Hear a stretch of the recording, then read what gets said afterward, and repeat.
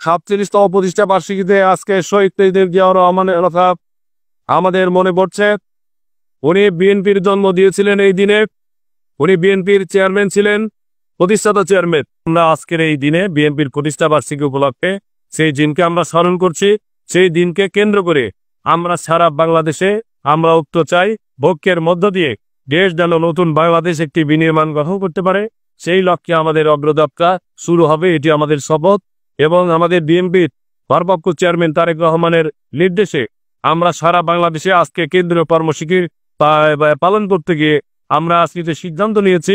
আমরা সারা বাংলাদেশের মতো সিরাজগঞ্জ জেলায়ও আমরা বিকাল 3টায় আমরা বর্ণাঢ্য একটি র্যালি বের করব। সেই র্যালিটি ইসলামিয়া কলেজ মাঠ থেকে আমরা এসএস রোড হয়ে বাজার স্টেশনে আমাদের যে শেষ হবে। আমরা জেলা বিএনপির পক্ষ থেকে প্রত্যেকটা নেতাকর্মীকে, প্রতিটি ইউনিয়ন ওয়ার্ড এবং থানা পর্যায়ের যে সকল নেতাকর্মী এই র্যালিতে অংশগ্রহণ করবেন, সেই র্যালি যাতে সুন্দর সফল হয়, জনগণের যাতে ভোগান্তি না হয়, আমরা যেন স্বেচ্ছাসেবকের ভূমিকা পালন করি, আমরা যেন সুন্দরভাবে জনগণের আস্থায় যেন আসতে পারি, সেই জন্য আমাদের সুন্দরভাবে এই র্যালিটি আমাদের সমাপ্ত করতে হবে। আপনারা সকলেই যে যার পক্ষ থেকে আজকে উদ্যোগ নেবেন যাতে করে প্রত্যেকটি মানুষের আহারের জোগাড় আমরা করতে পারি, আমরা মানুষের পাশে দাঁড়াতে পারি।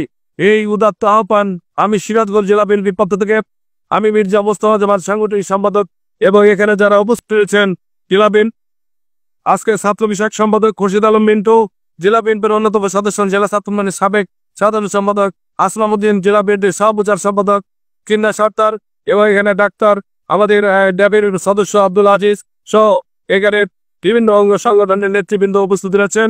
আমি আজকের এই খাদ্য বিতরণের গরিব ও দস্তুদের মধ্যে খাদ্য বিতরণের আজকের এই প্রোগ্রাম কর্মসূচি আমি শুভ উদ্বোধন ঘোষণা করছি।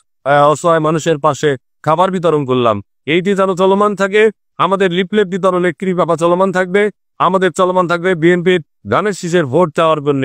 এই চলমান রেখেই আমরা জনগণের আস্থা অর্জন করে চাঁদাবাজ মুক্ত, দখলদার মুক্ত, আমাদের গণতন্ত্র যাতে মুক্তি পায়, আমাদের ভোটাধিকার, মানবাধিকার, বিচার অধিকার যাতে আমরা ফেরত পাই, সেই লক্ষ্যে আগামী ফেব্রুয়ারি যে প্রথমার্ধে যে নির্বাচন, সেই নির্বাচন যাতে সুন্দর সাফল্যমণ্ডিত হয় এবং সুন্দর একটি গণতান্ত্রিক ব্যবস্থায় নিরপেক্ষ নির্বাচনের মধ্য দিয়ে যাতে জনগণের রায়ে একটি জনগণের সরকার প্রতিষ্ঠিত হয়, সেই লক্ষ্যে আমরা কাজ করে যাচ্ছি। বিএনপির ভারপ্রাপ্ত চেয়ারম্যান তারেক রহমানের নেতৃত্বে আগামী নতুন বাংলাদেশ বিনির্মাণ হবে, একটি সুন্দর দেশ পরিচালিত হবে, সেই লক্ষ্যে আমরা কাজ করে যাচ্ছি। আপনারা সকলেই দোয়া করবেন, যারা নিহত হয়েছে, শহীদ হয়েছে তাদের জন্য দোয়া করবেন, আমাদের দেশব্যাপী বেগম খালেদা জিয়ার জন্য।